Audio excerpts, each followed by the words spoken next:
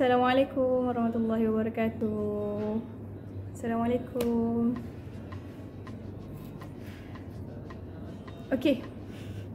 Alhamdulillah, hari ini kita bersama saya, Christina, untuk slot Sirah Time pada petang ini. Sebelum ni kita buat 4.30, tapi hari ini dan hari-hari seterusnya insya-Allah kita masih akan buat Sirah Time dalam jam 3.30 lah. Okey. Saya dah nampak dah tu ada yang nak beli A6. Okey, untuk anda yang nak beli dengan harga promo, insya-Allah malam ni boleh tunggu dan tonton live Datin pada jam 10 malam dekat IG Arayan Hijrah. Okey. Jadi untuk promo boleh tunggu malam ni. Okey. InsyaAllah hari ini saya akan sambung lagi kita punya kisah tentang biografi Rasulullah sallallahu alaihi wasallam. Banyak lagi yang kita nak ceritakan, banyak lagi yang kita nak kupaskan. InsyaAllah kita sama-sama hari ini belajar lagi, kenali lagi baginda Nabi Muhammad, apa lagi sirah dan kisah-kisah yang kita tak pernah tahu, yang kita perlu tahu. Okey? Okey. Jadi sebelum kita mulakan, kita baca Al-Fatihah dululah dan doa penerang hati. Okey, insya-Allah. Bismillahirrahmanirrahim. Alhamdulillahirabbil alamin. Ar-Rahmanir-Rahim. Maliki yaumiddin. Iyyaka na'budu wa iyyaka nasta'in. Ihdinas siratal mustaqim. Siratal ladzina an'amta 'alaihim ghairil maghdubi 'alaihim waladdallin. Bismillahirrahmanirrahim. Allahumma iftah 'alaina hikmataka wanshur 'alaina min khaza'in rahmatika ya arhamar rahimin. Rabbi shrah li sadri wa yassir li amri wahlul 'uqdatam min lisani yafqahu qawli. Allahumma faqihna fid din wa 'allimna ta'wil. Okey, alhamdulillah. Insya-Allah kita akan mulakan petang ni dengan sirah, kisah sirah, bersambung bab berapa 3 ke bab 3? Berkenaan bab 3 atau 4 berkenaan dengan biografi Rasulullah sallallahu alaihi wasallam. Okey, jadi untuk anda yang menonton live daripada Facebook boleh share, okey, boleh share live ni, dan juga kepada anda yang menonton daripada IG live boleh juga share kepada kawan-kawan. Okey, sebab IG boleh share, mungkin boleh share dekat story juga kan, boleh share. Jadi kita kongsi ilmu sama-sama hari ni, kita dengar lagi kisah berkenaan Nabi Muhammad sallallahu alaihi wasallam. Okey. Jadi seperti yang saya janjikan pada minggu lepas, minta maaf sebab hari Sabtu kita tak dapat nak sambung. Memang kita daripada hari Isnin, Sirah Time punya slot daripada hari Isnin sampai hari Jumaat sajalah. Okey. Jadi kita sambung lagi hari ni dalam bab yang keempat kita bab keempat kan. Okey. Bab keempat iaitu berkenaan dengan pengasuh-pengasuh Rasulullah, ibu susuan Rasulullah, saudara susuan Rasulullah, zaman kanak-kanak Rasulullah, apa lagi? Yatim piatu Rasulullah, sewaktu yatim piatu macam mana? Okey, zaman remaja Rasulullah sallallahu alaihi wasallam, gelaran Al-Amin yang Rasulullah dapatkan, dan juga masa muda Al-Amin dan risalah ilahiyah. Okey, risalah dari Allah lah. Okey. Jadi kita kenal dulu. Macam awal-awal dulu perkongsian saya dah ceritakan siapa pengasuh-pengasuh Rasulullah. Okey.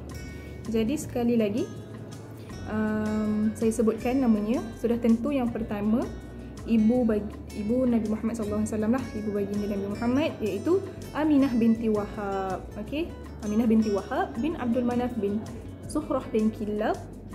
Itu adalah ibu baginda Nabi Muhammad. Okey, jadi hari ni insya-Allah saya punya perkongsian hari ni mungkin lebih kepada macam storytelling, macam baca buku, dengar apa, macam anak-anak nak tidur kan, tapi saya harap anda tak tidur lah. Saya baca dan saya harap anda faham lah. InsyaAllah kita akan kupaskan sikit-sikit mana yang kita boleh kongsikan, saya boleh kongsikan insyaAllah. Okay. Okay, yang pertama tadi ibu baginda Nabi Muhammad SAW iaitu Aminah, dan yang kedua ialah Thuwaibah. Okey, Thuwaibah. Thuwaibah yang mana Thuwaibah ni merupakan hamba Abu Lahab yang dimerdekakan. Yang dimerdekakan sewaktu apa? Sewaktu membawa berita gembira kepada tuannya Abu Lahab akan kelahiran Nabi Muhammad sallallahu alaihi wasallam. Okey. Dan yang ketiga, pengasuh Rasulullah adalah Halimatus Sa'diyah. Yang mana nama sebenar beliau adalah Halimah binti Abu Zu'aib Al-Sa'diyah. Okey. Siapa yang ada buku yang boleh catat, boleh take note, okey? Kita boleh simpan. InsyaAllah boleh. Nanti kalau ada orang tanya ke apa yang kita boleh kongsikan kan. Okey. Jadi, yang keempat. Siapa lagi pengasuh Rasulullah? Yang keempat adalah Syaimak, iaitu anak kepada Halimatus Sa'diyah lah. Okey. Dan Syaimak ni juga merupakan saudara susuan kepada Rasulullah juga. Okey. Okey, yang kelima pengasuh Rasulullah adalah Ummu Aiman. Ummu Aiman ni siapa? Dia adalah hamba yang diwariskan oleh bapa Nabi Muhammad sallallahu alaihi wasallam. Okey, suara saya jelas tak? Maaf tak tanya pula, suara saya jelas tak? Waalaikumsalam. Waalaikumsalam Izatul. Waalaikumsalam Nihma. Okay, siapa yang baru masuk, saya harap anda stay. Okay, siapa yang rasa macam tak sempat nak tengok live lama-lama, insyaAllah kita akan post dekat IGTV. Siapa tu saya nak sebut? Okay, kat IGTV lah, insyaAllah anda boleh tengok. Dan juga anda boleh follow Telegram Arayan Hijrah. Okay, anda boleh follow Telegram Arayan Hijrah, YouTube Arayan Hijrah, insyaAllah. Dekat sana banyak perkongsian yang menarik yang kami akan kongsikan. Okey. Jadi saya bercerita tentang pengasuh Rasulullah sallallahu alaihi wasallam. Ada 5 orang. Okey, ada 5 orang. Siapa yang dapat apa yang saya cakap tadi, boleh senaraikan tak? Siapa 5 orang yang saya sebut tadi pengasuh Rasulullah? Okey. Jadi sementara saya nak tunggu jawapan anda yang mana yang catat tu, okey, kita teruskan kepada ibu susuan Rasulullah sallallahu alaihi wasallam. Okey, ibu susuan bagi baginda adalah Halimah binti Abu Zu'aib As-Sa'diyah, samalah Halimatus Sa'diyah. Okey, yang kedua adalah Thuwaibah. Okey, Rasulullah sallallahu alaihi wasallam menyusu dengan beliau hanya untuk beberapa hari sahaja, tak lamalah. Okey. Okey, itu ibu susuan Nabi Muhammad SAW. Ada 2 orang lah. Okay. Halimatus Sa'diyah dan Thuwaibah. Okay. Seterusnya adalah saudara susuan Rasulullah SAW. Siapakah dia? Okay. Disebabkan Nabi Muhammad SAW ni ada 2 orang ibu susuan, jadi baginda pun ada saudara susuan dari kedua-dua ibu susuan ni lah. Okey, daripada Suwaibah, ibu susuan baginda yang bernama Suwaibah. So, saudara susuan baginda ada 2 orang. Siapakah dia? Okey, yang pertama adalah Abu Salamah Abdullah bin Abdul Asad Al-Makhzumi. Okey. Dan yang kedua adalah bapa saudaranya Hamzah bin Abdul Muttalib. Okey, bapa saudaranya sendirilah, Hamzah bin Abdul Muttalib. Okey, itu adalah 2 orang saudara susuan Rasulullah lah, iaitu bersama dengan ibu susuannya Thuwaibah. Okey. Seterusnya saudara susuan Nabi Muhammad SAW daripada ibu susuannya Halimatus Sa'diyah. Yang pertama saudara susuannya adalah Abdullah. Abdullah ni adalah merupakan anak Halimatus Sa'diyah. Okey. Dan seterusnya Syaimak juga anak kepada Halimatus Sa'diyah. Okey, jadi macam saya cakap tadi, Syaimak ni merupakan pengasuh Rasulullah sallallahu alaihi wasallam juga. Okey, sekarang kita tengah berkongsi berkenaan biografi Rasulullah sallallahu alaihi wasallam. Okey, siapa yang terlepas, sekarang kita tengah bercerita tentang biografi Rasulullah sallallahu alaihi wasallam, yang mana pada bab ini saya ceritakan tentang pengasuh, ibu susuan dan saudara susuan Rasulullah. Okey. Tadi Abdullah dan Syaimak yang merupakan anak kepada Halimah Sa'diyah. Okey. Dan yang ketiga, saudara susuan Nabi daripada ibu susuan Halimah Sa'diyah ni merupakan sepupu Nabi sendiri, iaitu Abu Sufyan bin Harith bin Abdul Muttalib. Okey. Okey. Untuk sedikit info lah untuk anda semua, sepupu Nabi yang merupakan Abu Sufyan ni adalah orang yang paling kuat menentang Nabi dan akhirnya dia memeluk Islam. Pada tahun waktu pembukaan kota Mekah. Okey. Itu yang ketiga. Dan yang keempat, saudara susuan Nabi adalah Hamzah, iaitu bapa saudara baginda Nabi Muhammad sallallahu alaihi wasallam. Okey. Bapa saudara baginda ni 2 kali bertemu dengan baginda di dalam susuan, iaitu daripada Thuwaibah dan Halimah Sa'diyah jugalah. Kiranya mereka berkongsi ibu susuan yang sama. Okey. Okey, topik yang seterusnya adalah zaman kanak-kanak Rasulullah sallallahu alaihi wasallam. Okey.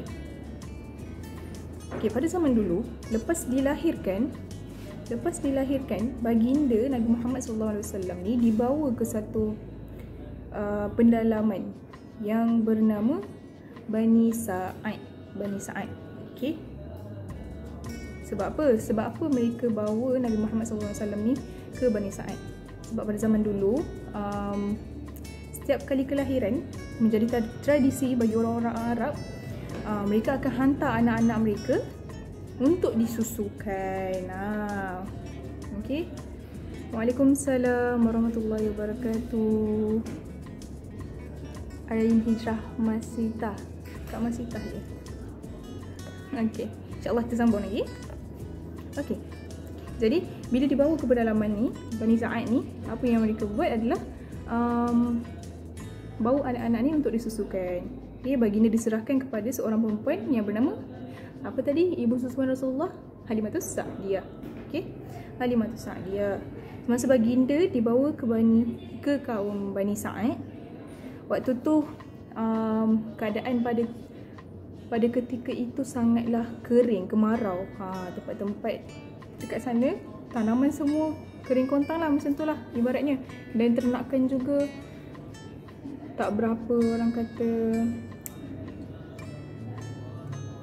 ternakan tak berapa, nak cakap tak segar pula kan, macam mana tahu kat situ kan. Tapi waktu kemarau, memang musim time tu macam tak berapa nak enak lah, gitulah.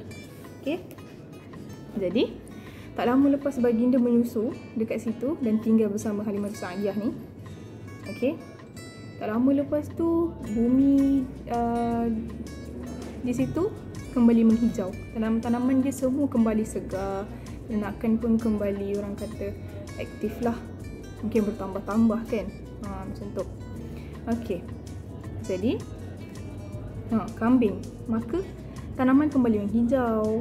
Kambing-kambing pulang ke kandang dengan perut kenyang dan syarat dengan susu. Kalau tidak sebelum ni, kambing nak produce susu tu pun susah. Tapi alhamdulillah setelah kelahiran Nabi Muhammad SAW, datang ke bumi ini dan dibawa ke pendalaman Bani Sa'ad tu, alhamdulillah tempat tu menjadi semakin baik, semakin pulih. Okey.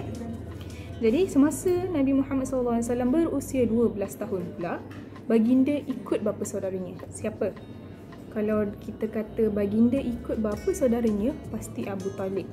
Bila dibawa oleh Abu Talib ke mana? Pasti ke negeri Syam lah. Okay, untuk apa? Untuk berniaga. Kalau kita teringat lagi masa zaman sekolah dulu, kisah ni selalu diceritakan oleh ustazah, cikgu-cikgu dekat sekolah kan, cikgu pendidikan Islam. Mesti ada ni kisah ni kalau anda masih ingat. Okay. Siapa bapa saudara yang membawa baginda? Pastinya Abu Talib. Okay. Bawa pergi berniaga lah. Okay. Jadi baginda dan rombongan perniagaan dari Mekah bertemu seorang rahib Nasrani. Rahib ni apa? Rahib ni orang yang bertapa, orang yang menjaga, kira orang Nasrani punya ni lah rahib kan. Rahib ni nak kata apa orang yang menjaga biara. Macam tu. Okey, jadi dibawa bersama rombongan perniagaan dari Mekah ni bertemu dengan seorang rahib Nasrani digelar Buhairah. Kenapa digelar Buhairah? Kerana ilmunya yang sangat luas. Okey. Okey. So nama sebenar rahib tersebut adalah Gerjas. Ya. Gerjas. Atau setengah pendapat mengatakan namanya adalah Gergis. Ejaan dia lebih kurang je sebenarnya. Gergis. Okay. Jadi dia ni, Gergis ni, dia pernah memegang jawatan Patriarch. Patriarch ni adalah ketua padri di Konstantinopel di bawah pemerintahan Rom. Okey. Okey, siapa bersama dengan saya lagi? Anda okey? Sekarang dah jam apa? Sekarang dah jam 3 lebih nak ke pukul 4. Saya harap anda tak tidur. InsyaAllah kita akan sambung lagi. Banyak lagi yang kita nak ceritakan. Jadi jangan tidur. Jangan rasa mengantuk. Kalau rasa mengantuk, bagi tahu. Apa je saya boleh buat? Saya boleh bagi tahu, jangan tidur. Sampai pukul 10 malam ni sebab kita ada live bersama Datin. Ada promo malam ni insyaAllah. Jadi anda kena stay tune. Okey. Tersambung balik. Okey, pada satu hari, rahib Buhairah melabuhkan punggungnya sambil bersandar.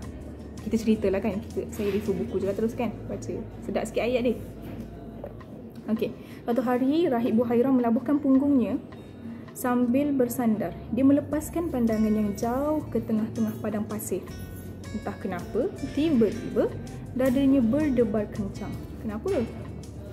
Tiba-tiba dia kelihatan di kejauhan kepul-kepul debu padang pasir menandakan ada sekumpulan pedagang menghampiri biaranya. Namun sekali lagi dadanya kembali berdebar. Risaulah dia. Okey. Lepas tu dengan sabar dia menunggu ketibaan rombongan tersebut. Sedang asyik dia menanti, terlihat olehnya ada satu keganjilan berlaku. Okay, apa keganjilan tu? Rahib tersebut berasa tidak puas hati dan naik ke tempat yang tinggi untuk mengamati keganjilan yang sedang dilihatnya. Okey, satu keajaiban yang berlaku ialah dia dapat melihat ada setumpuk awan nipis yang mengiringi rombongan dan memayungi seseorang dari panas mentari seraya berkata, "Ya Allah, inilah salah satu tanda dari tandanya. Pasti dia bersama rombongan ini." Kira rahib ni tahulah siapa orang yang bakal datang berdekatan dengan dia tu. Okey, ke biaranya tu. Lalu rahib tersebut terus mempelawa rombongan pedagang dari tanah Arab itu.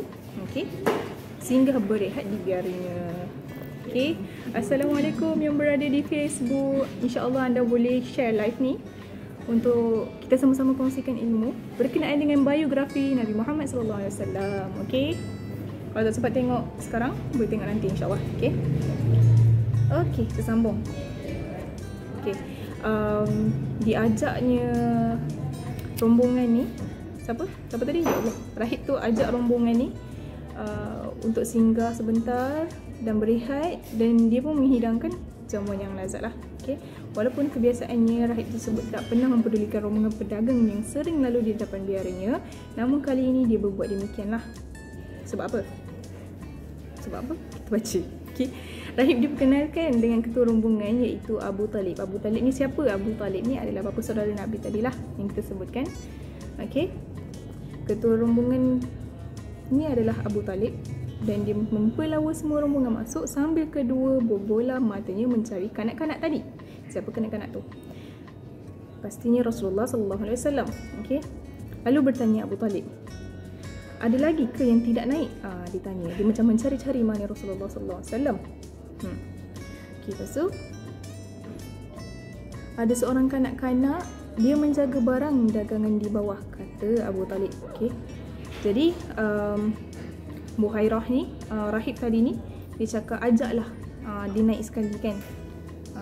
Lepas tu sepanjang masa mata rahib ni tak terlepas daripada melihat Nabi Muhammad SAW tu lah.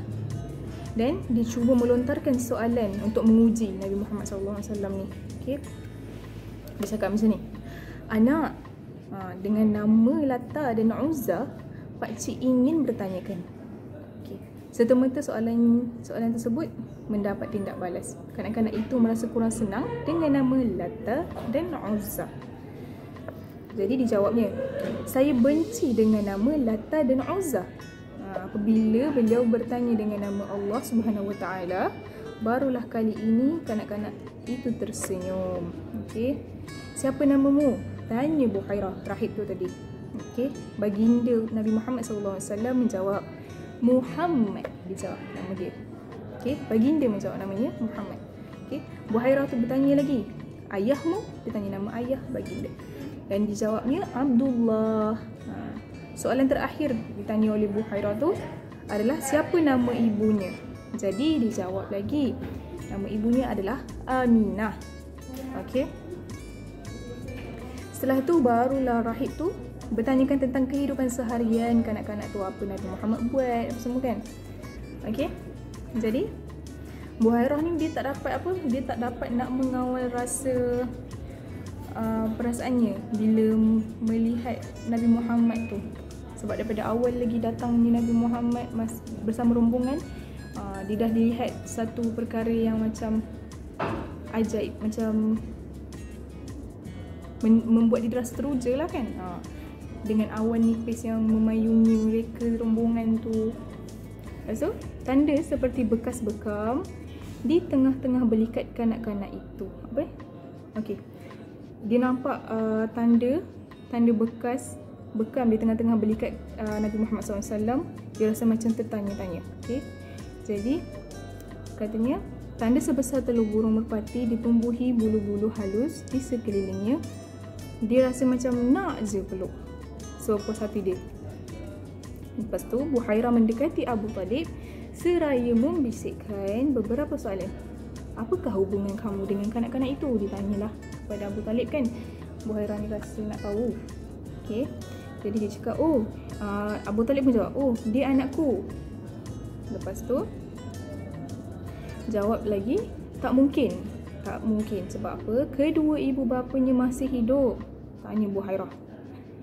Kemudian, dia anak saudaraku, kata Abu Talib. Lepas tu ditanya lagi Buhairah, di mana ibu bapanya? Ditanya lagi dan dia jawab, Abu Talib menjawab bapanya telah meninggal dunia sewaktu dia di dalam kandungan ibunya lagi, dan ibunya meninggal ketika perjalanan ke Yathrib. Muhammad ni dipelihara oleh datuknya 2 tahun, kemudian datuknya pula meninggal. Lepas tu kini akulah yang menjaganya, kata Abu Talib lah. Abu Talib lah yang menjaganya selepas pemergian ayahanda dan ibunda serta datuk Nabi Muhammad SAW ni. Okay. Lepas tu Buhairah kata lagi, benar, beginilah yang aku tahu. Tapi sebaliknya kamu bawa sahaja dia pulang, kerana kalau orang-orang Yahudi menemuinya, pasti mereka takkan melepaskannya. Kenapa Buhairah cakap macam tu? Sebab apa? Sebab Buhairah risau orang Yahudi akan mengapa-apakan Nabi Muhammad SAW. Yelah, dia sendiri dah tahu siapa Nabi Muhammad SAW ni. Okey, sambung lagi. Okey, bangsa Arab pada zaman dahulu ni, kebiasaannya dia menjadikan kejadian besar yang ada sebagai kesan peninggalan. Okey, peristiwa penyerangan pasukan gajah pimpinan Abrahah yang sewaktu kelahiran Nabi Muhammad ni, yang mana kita tahu dia menghancurkan, tentera Abrahah ni cuba nak menghancurkan kota Mekah waktu itu. Gagal lah kan, gagal. Dan kemudian mereka menganggap kejadian itu sebagai sebuah peristiwa yang besar yang layak dijadikan kesan peninggalan. Okey, pada tahun pertama peninggalan penyerangan pasukan gajah di kota Mekah dan di tengah keluarga Abdul Muttalib, telah lahir seorang bayi yang kelak akan mengubah perjalanan sejarah manusia, dan dialah Muhammad SAW, putera Abdullah bin Abdul Muttalib. Okey, jadi ketika sebelum kenabian telah disebut zaman jahiliah. Okey, sebelum berlakunya kenabian ni, ada satu zaman yang disebut zaman jahiliah. Ialah sebab nabi-nabi tak ada lagi kan. Jadi perkataan jahiliah ni diambil daripada perkataan Arab, iaitu jahil. Saya pasti semua orang tahu perkataan jahil ni. Okey. Jahlun lah. Jahlun yang bererti B-O-D-O-H. Okey. Pandai-pandailah bunyikan dia. Salah saya nak sebut di sini. Okay, tak apa. Jadi kita teruskan. Okey. Dengan demikian, zaman jahiliah bererti zaman kebodohan. Okey. Okey. Jadi memang bangsa Arab pada zaman tu layak mendapat sebutan ni lah, sebab mereka pun tak ada yang membimbing waktu itu, ketika itu. Okey. Jadi apa lagi? Inilah sebab dia orang tak pandai baca, tak pandai menulis. Apa lagi? Bangsa ni hidup di Jazirah Arab, memiliki kebiasaan yang perilakunya yang sangat tak bermoral lah, akhlaknya sangat kurang. Okey. Jadi mereka juga menjadikan berhala-berhala kerana tak ada, orang kata tak ada ilmu dan tak ada yang membimbing mereka. Jadi mereka ni menyembah berhala. Mereka tak kenal siapa Allah, mereka tak kenal lagi siapa Nabi Muhammad SAW. Jadi mereka masih lagi dalam kejahilan. Mereka masih lagi melakukan perkara-perkara yang dilarang oleh Allah lah. Okey. Jadi berhala-berhala ni, diorang ada yang menciptakan dia sendiri daripada segala bentuk, ataupun diorang memuja matahari. Lagi apa lagi? Patung. Patung yang mereka bina tu sendiri, mereka sembah, mereka puja. Okey. Dan apa lagi perbuatan mereka pada zaman dulu? Mereka menanam anak perempuan. Kemudian bertawaf mengelilingi Kaabah dengan cara bertelanjang. Ini merupakan contoh daripada manusia-manusia pada zaman Arab jahiliah dululah. Okey. Jadi bila Nabi Muhammad SAW lahir, kira macam wujudnya, adanya kelahiran Nabi Muhammad SAW ni kira dapat mengikislah ketidakmoral dan ketidakmoral, sifat-sifat yang tidak moral lah dapat mengikis, insya-Allah dengan kehadiran Nabi Muhammad SAW. Alhamdulillah dapat mengikis sifat-sifat yang jahil tersebut dari umat zaman jahiliah ni lah. Okey. Jadi apa lagi?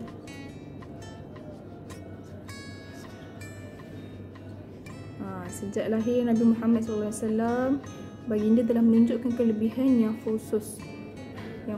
Permulaan kehidupan baginda dimulai dengan keadaan yang yatim. Kerana apa? Kerana pada waktu baginda masih dalam perut ibunya, baginda telah kehilangan ayahandanya, kemudian ibunya pula.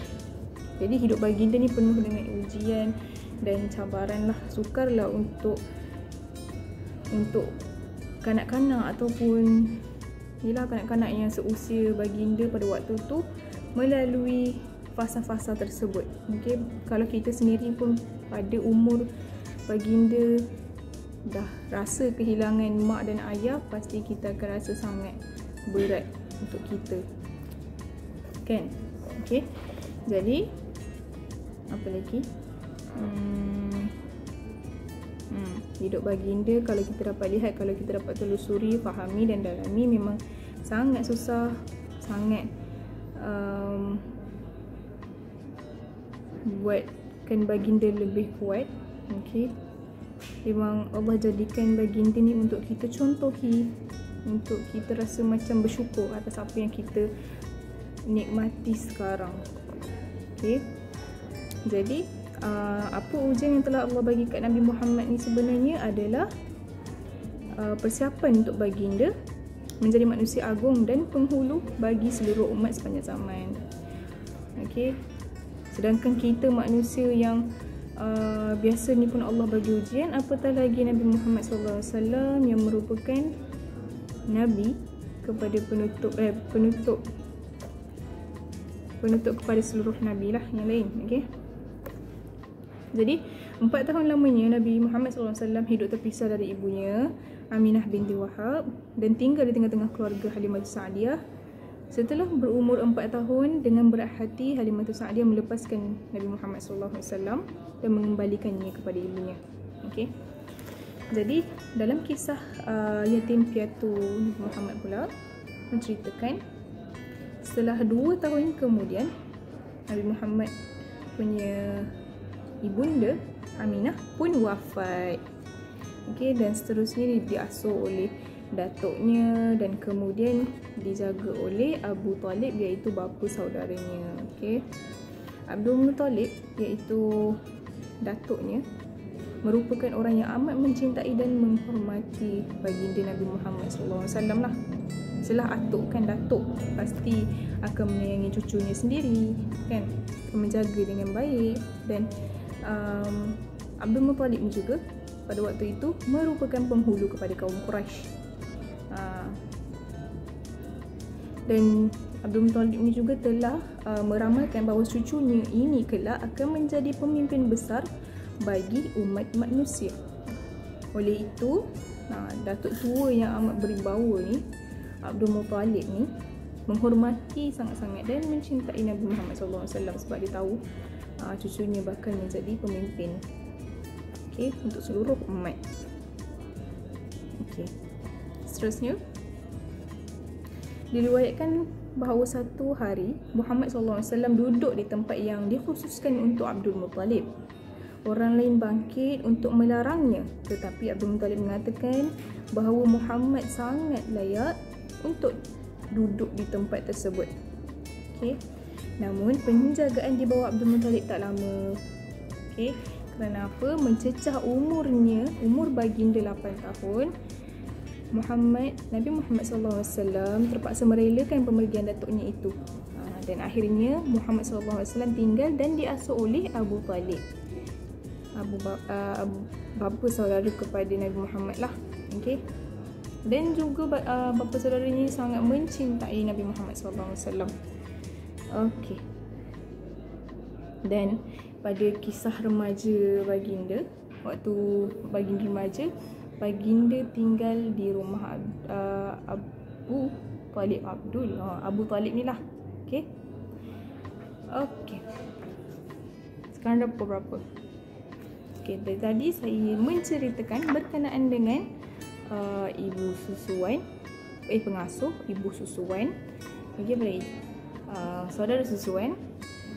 Kemudian zaman kanak-kanak Rasulullah lagi, dan sewaktu Nabi Muhammad SAW yatim piatu lah. Okey, sangat panjang ya, banyak lagi sepatutnya.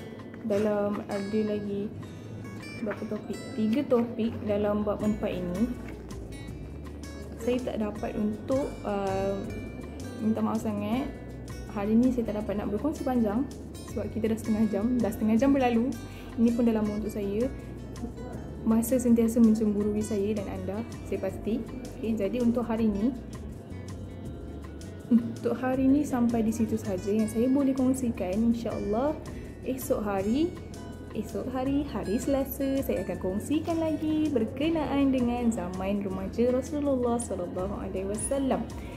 Tapi sebelum tu, saya nak ingatkan kepada anda yang belum sempat lagi nak grab promo Al-Quran daripada Ar-Rayyan Hijrah, anda boleh stay tune di live Ar-Rayyan Hijrah malam ni bersama Datin Nur Hafizah Said pada jam 10 malam hingga 12 malam. InsyaAllah Datin akan bersiaran langsung di live untuk mempromosikan Al-Quran dengan harga yang Masya Allah. Harga yang Masya Allah.